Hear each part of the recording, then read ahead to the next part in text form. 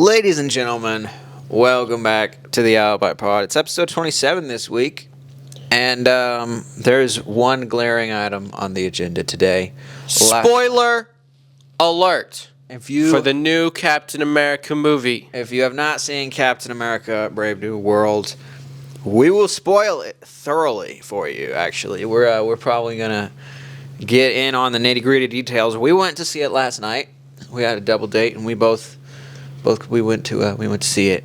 And we have, it appears, opposing opinions on this new movie. Gabe, why don't you start us off and tell us why the movie is bad? It sucks. It sucks. All right. I'm going to start off just by reading my Letterboxd review. Yep, tell us what you said on Letterboxd. Okay. How do you see your reviews? There it is. All right. Hated it. Oh, boy. OG Captain America trilogy was so good. It was. Not sure what was worse. Harrison Ford acting his heart out in such a poorly written role. Oof. Or Sebastian Stan's 2 minutes of pointless screen time. Oof. Embarrassed I spent $16 to watch it in theaters. Embarrassed. I am truly embarrassed. Okay, so we already got out of the way that this is spoiler heavy, all right? So let me just spoil everything right away. Go ahead and tell us what happened. The entire movie starts with Thaddeus Ross becoming president of the United States of America. Sure. Doesn't really like Anthony Mackie, and then he's suddenly like, oh, actually, I like you, and can you restart the Avengers that I disbanded? And then Anthony Mackie's like, I don't know. And then some random stuff happens. Some people fight. Nothing that is of any consequence to anything in the entire MCU or the plot of this movie. And then they're friends for like 2 seconds, and then they're not friends anymore. And Thaddeus Ross turns into the Red Hulk. And then Anthony Mackie beats him somehow, even though he has no super serum and a shield that, the logistics and physics of it don't work. And after being beat by Anthony Mackie, Harrison Ford is again like, I like you and we need to bring the Avengers back, and the whole movie's over. So nothing really happened that furthered the MCU in any way, and there was like zero character development for any of the characters. MCU has been riding off of cameos in the last 5 years now. Gosh.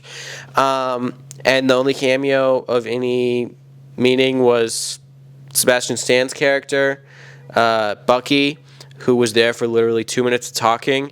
And, like, the big Easter egg is that he's going to be a congressman now, which means nothing. Green screen was terrible. Like, the ultimate moment of the movie, like, it was the most obvious green screen scene. Second only to the climax of Black Widow, when Yelena's in front of a green screen. It's gotten clowned over and over and over again. So that was bad. The script was bad. Anthony Mackie was the least annoying that he's been in a Marvel film, but still not great. Anthony Mackie, 5 out of 10 maybe. Harrison Ford, great actor, did his best. The script was like probably written by ChatGPT. It was so bad. Green screen was bad. VFX was really bad. Plot was really bad. It didn't further anything. Easter eggs and cameos were completely underwhelming and pointless. And I don't know what else there is. Oh, the fight choreography was definitely bad. Oof. Particularly so. Part of the reason that it's so bad, because the fight choreography was not good, but it was not like awful. But like as what's supposed to be the fourth installment of the trilogy that gave us the Winter Soldier, which was like the best fight choreography in any Marvel movie. Do we agree on that? Shang-Chi also up there, right? Shang-Chi is up there. All right. I don't know if Shang-Chi or the Winter Soldier wins, but the Winter Soldier was some of the best fight choreography in the MCU for sure. And the first 3 Captain America movies all were just really, really solid, really strong films. And this just was completely underwhelming and didn't do anything special. And I'll stop jawing on for now, but... Yeah, you're embarrassing yourself. You need to stop talking. I'm embarrassed that I watched the movie in theaters. It was so bad. It was not worth my time. Number one, I would like to concede the budget's getting real low, buddy. Like, yeah, the green screen was terrible. Like, I don't even know why some of these things were green screen. Like, I was watching Harrison Ford on his little stationary bike doing his little exercise, and I was like, why is there a green outline around everything right now? It's a simple set to make. It was like the inside of a private jet or something. Like, it's not hard. Like, it's really not hard to make that set or to shoot that. Why do we have to shoot that in front of a green screen? Like, that was bad. But I don't know. There was also some out of focus camera shots. There was some blurry stuff. Completely blurry shots. It wasn't the best cinematography I've ever seen. As far as like the tone of the movie, The Winter Soldier had probably the best tone of like any Marvel movie ever. Like, the tone was so good. I just realized I completely forgot to complain about the villain too. Movie starts with the villain in prison. Movie ends with the villain in prison, and not much happened in between. And the makeup was awful. I will say, as far as the acting goes, Harrison Ford did well. He played his character pretty well. I think the character development in this film is meant to be carried by Harrison Ford's character, President Ross. As far as the difference between this and the previous Ross we've seen,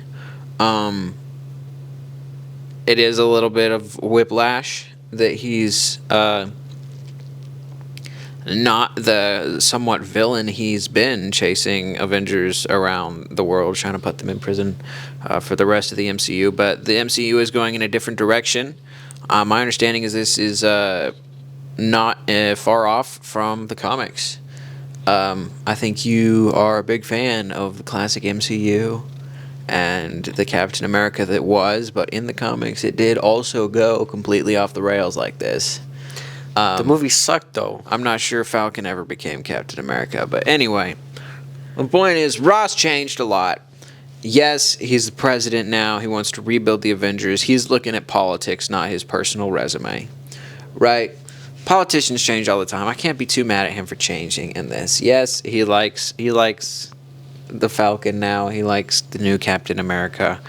Whatever. I mean, the plot required it, but you can't be like, it's so unrealistic for a politician to change what he says. Like, oh my God, dude, really? It's just inconsistent as a character for him to flip-flop. He's a politician. It's so consistent for his character to flip-flop. That's like literally his job now, is to flip-flop. And he even said, now I speak for the entire of America and they want the Avengers. Like, sure, he was like, when he was a general, it behooved him to chase the Avengers. Now that he's the president, the people want him to be the president that brought back the Avengers. It's great for him as the president. So no, that's not something you can complain about. Absolutely not. As far as Anthony Mackie's performance, it was the best I've ever seen. The absolute best I've ever seen from Anthony Mackie. Not like a high bar. No. Not high praise or anything. He did all right as a sidekick for Captain America in the previous phase of the MCU.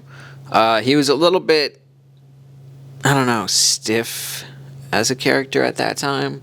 Like, He still is. I didn't like the way, like, his attitude was. And in the Falcon and the Winter Soldier show, it was terrible. He was so bad. I didn't like it at all.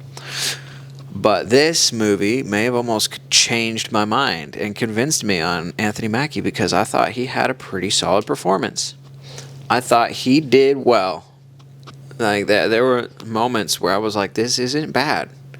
Like, this is the most, like, vulnerable we've seen him. This is the most well-rounded we've seen him. This is, like, to restate what I just said, the least one-dimensional we've seen him. I thought he did good. As far as the Sebastian Stan cameo, that was dumb. I mean, it was kind of cool. If you are a fanboy of the movie, you think it's cool because, I mean, they brought in the guy from the Falcon and the Winter Soldier. It's kind of cool.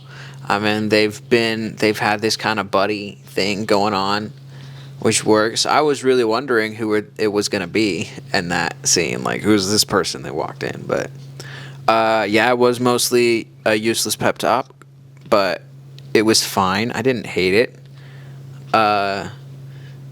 Bucky's going to be a congressman or whatever, which is interesting for Thunderbolts, which we anticipate eagerly. But as far as, like, the overarching plot, I think it committed, like, no, not committed is not the right word. I think potentially it did more from the MCU than you think. Like, you think this contributed nothing to the MCU. It might have contributed to the MCU. Because we didn't realize that Eternals was going to contribute so much to the future of the MCU. I mean, we knew it should. A giant celestial mass in the ocean should have been acknowledged before now. Right. And for anybody now, wondering, yes, this movie acknowledges it in a pretty dumb way, but it's there. No. And, now we have adamantium in the MCU. Okay, right, whatever. they introduced adamantium. I think this movie set up the future of the MCU. Like, this is setting up the Avengers are going to start again under the new Captain America, Sam Wilson Captain America. It's got General/President Ross as no longer a character. He's in prison now. We've got Joaquin as the new Falcon. He's going to be part of the new Avengers or whatever. Isaiah Bradley's a contributing factor to things. Like, we've introduced Sidewinder as a villain. We've got the new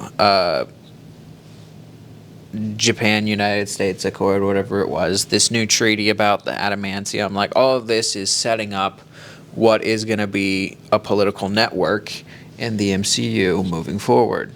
This movie and The Falcon and the Winter Soldier all together around like 10 hours of content. Could have been a 5-minute montage at the beginning of the next Avengers movie. I mean, yeah, but like, why do you ever make something into a movie? Like, because there's a plot. There's something that happens. We draw it out all the time. It's worth watching. There's character development. But I think the worth watching part is, the part you're supposed to acknowledge is Sam taking on his role as Captain America and learning to deal with it as a person who does not have super soldier serum. Which, again, completely dumb.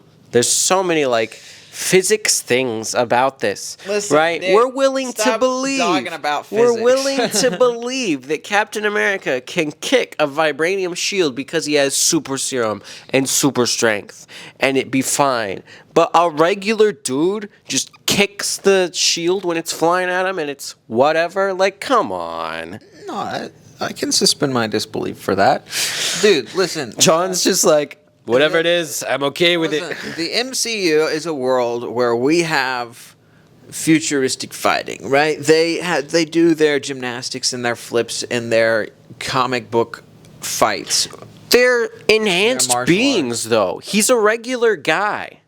Yes, but he can kick a shield. I've seen TikTok videos of people doing kick flips like that. It's made of vibranium. It's like... So vibranium has the lightest substance on the vibranium has gotten weaker over time throughout the movies. Maybe we're thinking about the wrong thing, because he can kick the shield into somebody. What's wrong with that? Right, the shield hits the person he's kicking at and it kills them. It hits his foot that he's stuck out and it's fine. It doesn't kill them. You can. They're impaled on the shield. We saw this in the Falcon and the Winter Soldier. Wait, when was that? John Walker kills the dude with the shield. John Walker was enhanced at the time. I know. Dude, Falcon is not. Falcon can't do the same stuff. Well, this dude in the Falcon, Falcon kicks the shield, right? Which let's agree that you can kick a shield. Here's the edge of the shield. Here is Falcon's foot, right? Yep. And it flies the other way, right? Yes. Here's the edge of the shield, and here's the other guy's chest. The dude's dead. No, he didn't die. He was knocked out. He gets knocked over. He was neutralized. Why was Falcon not knocked over when Dude, this is how comic book fights work. I don't know if you They're enhanced. No. They're superheroes. He's a regular guy. Let's talk about the fact that, like, Shang-Chi and Black Widow have done the exact same thing. Black Widow, Shang-Chi, they're special, right? They're superheroes. Shut up.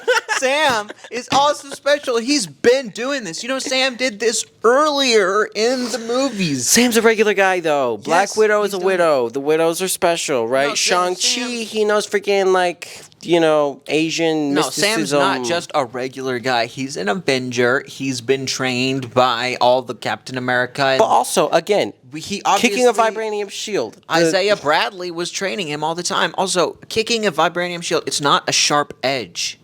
It only impaled someone because John Walker was a super soldier, okay? It knocked the other guy out Yes. and did nothing to him.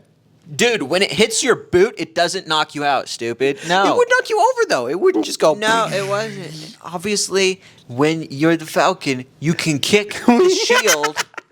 Like, I don't understand your hang up like, oh, he can't kick the shield. It would have knocked him out. No, stop getting hung up on this. If You're he just was hater. a super soldier, You are I would embarrassing be yourself okay right with now. it. You're just acting like a hater, okay? All right, next. In a different what's situation, next? All you right. wouldn't hate on that.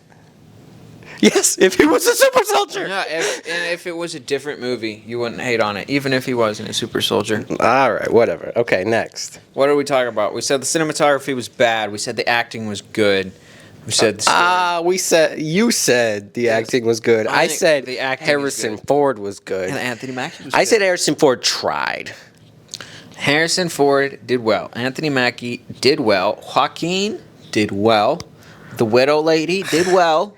Isaiah Bradley did well. Joaquin and Anthony Mackie, they had no Chemistry? chemistry. It was just awkward at all points. I will say Anthony I didn't Mackie, at any point believe that they actually liked each other. Anthony Mackie is always bad at chemistry. Like, His chemistry with no one. he didn't have chemistry with Buck, really.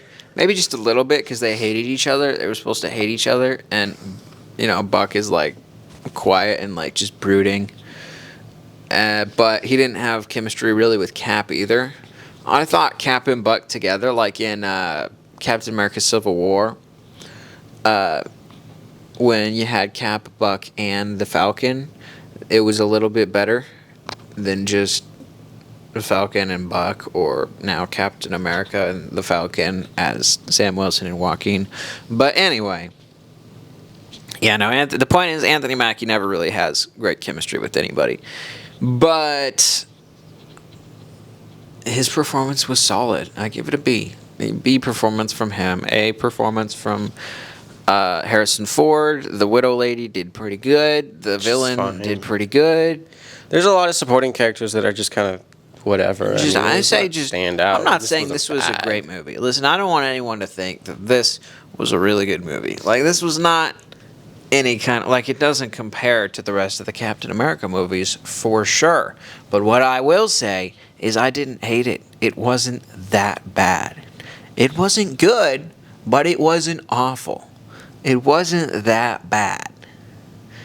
It was alright. No. It was alright. No. The villain was, like, understandable. Like, obviously, in this world where we have Hulks and stuff, your brain can be made to be super... Yeah, I don't have whatever a the problem with The villain was fine. being a mutant. Like, his plan was cool. Like, it made sense. Like, it made sense. I wouldn't say it was cool. It was whatever. It all made sense. And then... It did work out. Everything, it made sense. like, so the whole plot made sense. His makeup, though, did not look good. Like, it was The not prosthetic very- was weird. It was not the Not best very good. prosthetic I've ever seen. It reminded me of who's that guy? That green dude who wears like the hat. You know Jim who I'm Carrey talking about? character? Is it a Jim Carrey character? I don't know what his name is. I don't even know what he's from. I haven't seen it yet. But I see like memes or whatever. And that's what it reminded me of. I was like, wait, is this who that is? Like, what is this? Maybe I'm just uncultured. This might be before my time. Yeah, Stanley Ipkiss. What is that? The Mask from 1994.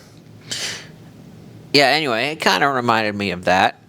I remember thinking that too. Yeah, and I I never thought even seen that movie. that maybe it was more intentional, or like maybe it's a comic book reference when what was it? What was the bad guy's name? Sam or who's the Stern. Stern. What was his first name? Howard. Howard Stern. It's the only Stern I know. But it was something Stern. I don't remember. Anyway. Samuel. Yeah, I was right. Samuel Stern. When he was talking about all these percentages and stuff. Also, he's supposed to have telepathy and telekinesis, but they literally just gave him superhuman intelligence. Come on. They haven't really introduced a whole lot of telepathy and telekinesis in the MCU yet. They hadn't introduced a lot of Samuel Stern in the MCU yet. I know. I don't think he was meant to be that big of a villain. But maybe he will. Clearly not. But, again, in the comic books, he's more of a character with crazier abilities because everything's crazier in the comic books. But I thought maybe he was like a significant comic villain that maybe I was supposed to get the references when they were like, oh, this % chance of that, like all the percentages and stuff. It's like maybe there's some sort of guy. I thought there's maybe some comic villain that's like known for statistics and probabilities. Probably need to call in one of our comic. We have to it on this or something. Like maybe it is though. Man, it could still be that could still be the case, and it's possible that he will return. Here's another thing about him just as a character in this movie: the prosthetics being so bad. He was not CGI. I don't think it looked like prosthetics to me. Yeah. Which I guess maybe a little bit out of place in a movie where they're clearly using CGI and VFX for everything, like. Even unnecessarily, just everywhere. Like in the private jet with the elliptical. Surely you could have gotten a private jet set with an elliptical in it. Come on, Marvel. But anyway, the prosthetics for this were so bad. Like, it just was not believable. It did not sell it at all. And this is what Marvel's putting forth right now. Yeah. In a movie in a timeline, in real life, where DC has Colin Farrell completely transformed to be the Penguin. Yeah. Like, it can be done well, and the guys across the way, DC, they're doing it well right now.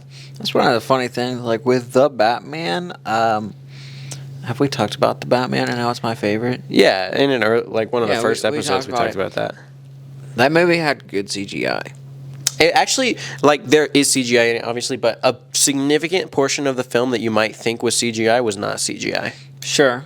But as far as, the CGI, special effects, and prosthetics, just all of it together, the special effects of it was good. Oh, yeah. It's great. So, one thing that I really love about the Batman, and it's the same thing that was a real selling point for The Mandalorian, too, and part of it is because Greg Fraser is the cinematographer, and he's, the one guy that can do this well. But it was on, the LED screen environment, where they had built everything in, I don't know how they make it, to look realistic. CGI. Right, but then they put the actors screen. Right. It's not a green screen or a blue screen. They're actually in what visually looks like the environment, which lets the camera work with it so much better. And it was beautiful in the Batman, and also really good in the Mandalorian. And I think Dune actually did a lot of that too. Yeah. Really, really good job there. We'll have to see what happens because I heard that same guy is not going to be doing Dune because he's doing Batman. Yeah, not gonna be on the next Dune movie because he's gonna be in the next Batman. Yeah, that could have a significant impact on the next Dune movie. Which would be really bad if it flops. If this one doesn't end up being good, because it did. Dune 2 was able to compete with Dune 1, but if Dune 3 ends up being bad, that would suck. Do you have any more thoughts you want to share? Anything really pressing on Captain America before I read you some of the Letterboxd reviews? I don't know. I just want to say it wasn't awful in my opinion. It wasn't that good. It was all right in my opinion. I enjoyed watching it. It didn't annoy me. I just kind of remember at this point I was really nervous that it was going to be super terrible and annoying and frustrating to watch. It wasn't that bad. So I'm going to call that a win because it's decent by Marvel standards in 2025. The top Letterboxd review from Jake. All right, Jake. Marvel is back. Forget the naysayers. This film has the old Marvel magic we haven't seen since 2023's The Marvels. I literally pooped my pants before, during, and after every single line of dialogue because of good reasons. 1.5 stars. Next, when Cap earnestly says to Hulkiana Jones, "Remember this place? You used to come here with Betty, and it's literally a CGI parking lot." Baby, that's comedy. From Cody, 2 stars. Hulkiana Jones is crazy. From David, I would love to know Red Hulk's plans for combating inflation. 1 star. When the Pawn says the most unrealistic part of this movie is that the president actually went to prison for his crimes. Yikes. Hey, a dig there. As we were watching the movie, I did see a lot of what sounded and seemed a lot like a poor attempt at cultural commentary for where we are right now. I disagree. You don't think it was an attempt, or you don't think it was a poor attempt? Well, it could have been an attempt, but it didn't seem like it because, if we're talking about the president, right? And not to get too political here, generally when we're making a cultural commentary on the president, we're looking at something along the lines of The Boys, right? Homelander represents the president, not some puny attempting to make retribution and kiss up to everybody and fix his mistakes person like Ross. This is not the way they would paint the president if they were trying to make a cultural commentary. It could go either way. I think that if you're on an extreme of either side of the aisle, you're going to look at it and be like, that's a cultural commentary. Either good or bad, whatever you think. It clearly, you feeling like it's not really, could just be that it was really bad. But That's possible. Hey, so another David says, at least they based this movie off the 3 most beloved Marvel properties of all time. The Eternals, Falcon and the Winter Soldier, and The Incredible Hulk. Oof, man. It's really rough. This next one is hilarious. So hilarious that I'm going to read it to you right now, but inappropriate, so I'm going to mute it in the pod, and I just hope your reaction is funny enough to keep it. Otherwise, I'm cutting this whole thing. Oh, my goodness.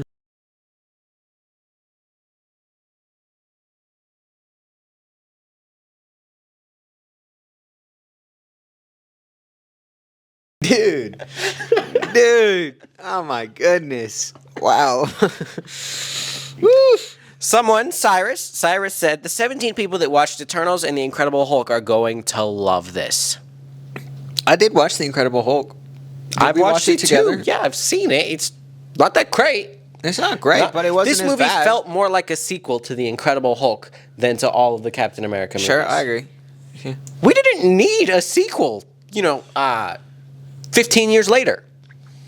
Yeah, The Incredible Hulk wasn't terrible, I don't think, other than the fact that it was like 2000s. And Matt says, yeah, no, this just really sucks. 1.5 stars. Yeah, That's me for real. yeah, no, it's not good. Tim Tam Titus says, easy, big guy, the budget's getting real low. I agree with that. How many stars did you assign when you did your 1. Letterboxd review? 1. I think I would give this movie a 2.5 stars. Jonathan Fuji says 2 stars. Stale lunchable. Stale lunchable. 2.5 stars. Again, I'm gonna say it's 50. It's 50%. It's all right. It's not remarkable in a good way, but I wouldn't remark on it in a bad way necessarily. Grant, with 1/2 a star, says, I'm so proud of ChatGPT for landing his first screenwriting job. Keep up the good work, buddy. Way to go, pal. My good friend ChatGPT. Someone, Neon, Noin, never mind, we won't say his name, it's weird.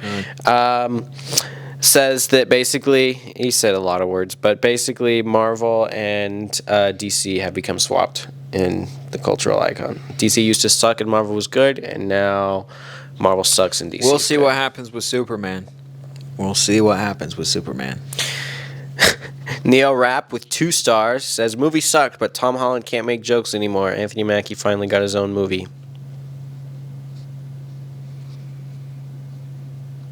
Tom Holland can still make jokes according to most of these people because Spider-Man was great. Boulderman 218 says, I feel for the VFX animators who had to spend 28 hours per day animating Harrison Ford's giant red nipples. Dude. Oh, people are brutal. Oh, is this one about to go in? All right. Last review. Mitchell Last with review. 2.5 stars. Early in the film, Harrison Ford is handed a lollipop. There's dialogue that acknowledges the lollipop and that he needs to suck on it. He unwraps the lollipop. I'm thinking, okay, awesome. Harrison Ford is going to talk shop as president whilst sucking on this lollipop. That's incredible. That's what I never knew I needed. I'm counting down the seconds until he pops that bad boy in his mouth and starts sucking. I'm watching him wave it around, punctuating every sentence with a flourish of the lollipop. And then the worst thing imaginable happens. Harrison Ford puts his hands in his pocket. The lollipop is never seen again. Dang.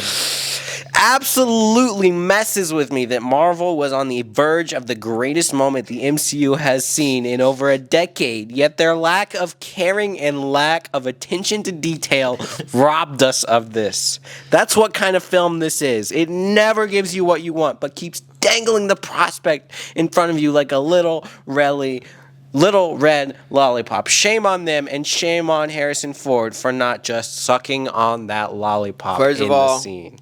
The movie really went downhill from that moment. Really, that was it. That was the After peak. Like, it did never get better. But I will say that's the greatest, probably best review I've ever heard. Like, that person was a master. There's a lot of comedy gold on Hold on, Letterboxd. not only is it comedically entertaining, but think about it. Like, this is like, he's got a good example. Like, he's got, like, He makes a great point. writing wise, it's brilliant. You know what I'm saying? Like, if this was like a piece, Well-written review. like, it's so well written. Like, he's got the analogy, and then he describes it well. He makes the connection. It's just, it's so good. Anyway, and Mixed I reviews. just want to say also, what's up? he makes a great point. Yeah. Like, it's mentioned one time at the beginning of the movie. He has this lollipop and he had the nicotine gum beforehand, so he's trying to quit smoking. All right.